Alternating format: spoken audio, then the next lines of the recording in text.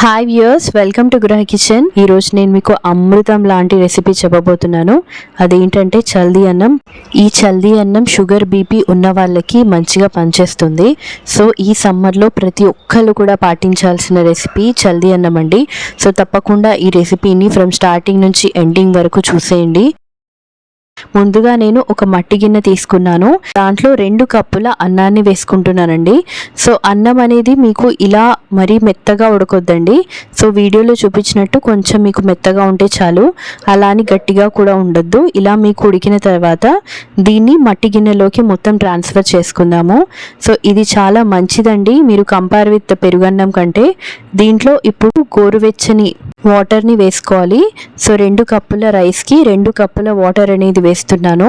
వేసిన తర్వాత దీంట్లో అలాగే గోరువెచ్చని పాలను కూడా వేసుకోవాలి. సో 2 కప్పుల రైస్కి 2 కప్పుల గోరువెచ్చని పాలు అనేది సరిపోతుందండి.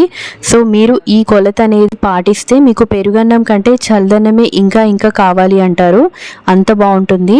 సో ఇలా మీరు వేసుకున్న గోరువెచ్చని పాలంతా కూడా వేసుకున్న తర్వాత ఇంకా మీరు పెరుగన్నం అనేది తింటే అది డైజెషన్ అవ్వడానికి అరగడానికి టైం పడుతుంది. అలా కాకుండా ఈ చల్దీ అన్నం అనేది తింటే మీకు తొందరగా డైజెస్ట్ అవుతుంది. సో మీరు ఈ పద్ధతిని పాటించండి. నార్మల్గా మీరు చల్దీ అన్నం అనేది తింటారు, బట్ ఇది నేను పాలతో చేశానండి. సో ఇలా మీరు పాలు అనేది పోసుకున్న తర్వాత ఒకసారి కలుపుకోవాలండి. చూడండి ఇలా. సో మీ దగ్గర మట్టి గిన్నె కనుక లేకపోతే నార్మల్గా మీరు ఏదైనా బౌల్లో ప్రిపేర్ చేసుకోవచ్చు. దీంట్లో ఒక 4 స్పూన్స్ ఆఫ్ మజ్జిగను వేసుకోవాలి. మరి వేడి పాలు అనేది తీసుకోవద్దండి. గోరువెచ్చని పాలు అనేది తీసుకున్న తర్వాత ఈ మజ్జిగను వేసి ఒకసారి ఇలా బాగా కలుపుకోవాలి. అప్పుడే మనకి చాలా బాగుంటుంది.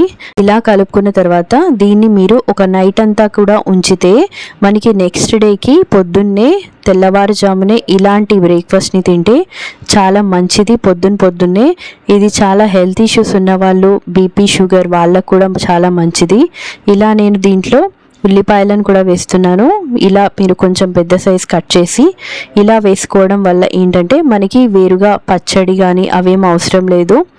ఇలా పచ్చిమిర్చి అలాగే ఉల్లిపాయలు ఇవన్నీ కూడా వేసేసి ఉల్లిపాయలు పచ్చిమిర్చి నంచుకోవడానికి దీన్ని నైట్ అంతా కూడా నేను దీన్ని ఉంచేసానండి. ఇలా పెట్టుకోవడం వల్ల మనకి పాలు అలాగే మజ్జిగ వాటర్ వేసాం కదా, వీటితో మనకి మంచిగా సూపర్గా చల్దనం అనేది టేస్టీగా రెడీ అవుతుంది. సో ఇలా మీరు మూత అనేది పెట్టేయాలి. మూత అనేది పెట్టేసి పక్కన పెట్టేయాలి నైట్ అంతా. మూత తీసి చూస్తే చూడండి ఎంత బాగుంది కదా చల్దనం అనేది. మనకి పాలు అలాగే మజ్జిగ గోరువెచ్చని వాటర్ రైస్ ఇవన్నీ కూడా సమపాలలో వేసాం కాబట్టి అన్నం అనేది చాలా మృదువుగా అండ్ మెత్తగా నోట్లో వేస్తే కూడా కరిగిపోయేలాగా చాలా బాగుంది. పెద్దవాళ్ళే కాదు పిల్లలతో సహా అందరూ కూడా తినాల్సిన రెసిపీ. తప్పకుండా ప్రతి ఒక్కరు తినాలండి. అప్పుడే మనకి పూర్వీకుల్లాగా మనం కూడా ఎంతో హెల్దీగా శక్తితో ఉంటాము. నేను కళ్ళ ఉప్పు అనేది వేసుకున్నాను, తగినంత కళ్ళ ఉప్పు. మీ దగ్గర కళ్ళ ఉప్పు కనుక లేకపోతే నార్మల్గా మీరు ఉప్పు అనేది వేసుకున్నా కూడా సరిపోతుంది. సో దీన్ని వేసుకున్న తర్వాత కూడా ఒకసారి బాగా కలుపుకోవాలండి ఉప్పు అనేది సరిపోయేదాకా. సో మీరు ఈ పచ్చిమిర్చి అనేది ఉంచేసి కలుపుకోండి. అప్పుడే మనకి సూపర్గా ఉంటుంది. నోట్లో చెప్తుంటేనే నీళ్ళు వచ్చేస్తున్నాయి కదా, ఎంత బాగుంది కదా చల్దన్నం.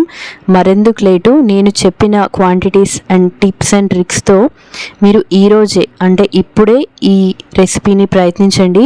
తప్పకుండా సక్సెస్ అవుతుంది. ఇది కనుక మీరు తయారు చేసుకుంటే ఇంకొకసారి పెరుగన్నం కానీ చల్దన్నం కానీ జోలికి వెళ్ళరు. ఇలానే తినాలి అంటారు.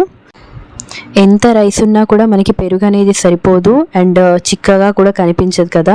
ఇలా మీరు ఓన్లీ పాలతోనే ఇలా మీరు మంచిగా రెసిపీని రెడీ చేసుకోవచ్చు చల్దన్నాన్ని. దీన్ని ఒక మట్టి గిన్నెలోకి ట్రాన్స్ఫర్ చేసుకుంటున్నాను. చూడండి ఎంత బాగుంది కదా, చిక్కనైన మనకి చల్దన్నం అనేది తినాలి అనిపిస్తుంది కదా. సో మరెందుకు లేటు, ఈ రెసిపీని తప్పకుండా ట్రై చేయండి. నేను ప్రాసెస్ మొత్తం కూడా డిస్క్రిప్షన్ బాక్స్లో మెన్షన్ చేస్తాను, ఎలా చేయాలి ప్రాసెస్ అంతా కూడా. సో చూడండి ఎంత బాగుంది కదా, మీకు చల్దన్నం అనేది చాలా హెల్తీ అండ్ టేస్టీ రెసిపీ ఇది. ఎంత బాగుంది కదా. సో మరెందుకు లేటు, ట్రై చేయండి చల్దన్నాన్ని. ఎలా కుదిరిందో మాకు తెలియచేయండి కామెంట్ బాక్స్లో. And me friends and family మెంబర్స్కి కూడా ఈ రెసిపీని తప్పకుండా షేర్ చేయండి, ఎందుకంటే చాలా హెల్దీ రెసిపీ ఇది. అండ్ మా ఛానల్ గృహ కిచెన్ని ఫస్ట్ టైం చూసేవాళ్ళు సబ్స్క్రైబ్ చేయండి మరెన్నో కొత్త వంటల కోసం. ప్రతి ఒక్కరూ కూడా బ్రేక్ఫాస్ట్లో ఈ రెసిపీని తప్పకుండా ప్రిఫర్ చేయాలి. Thank you.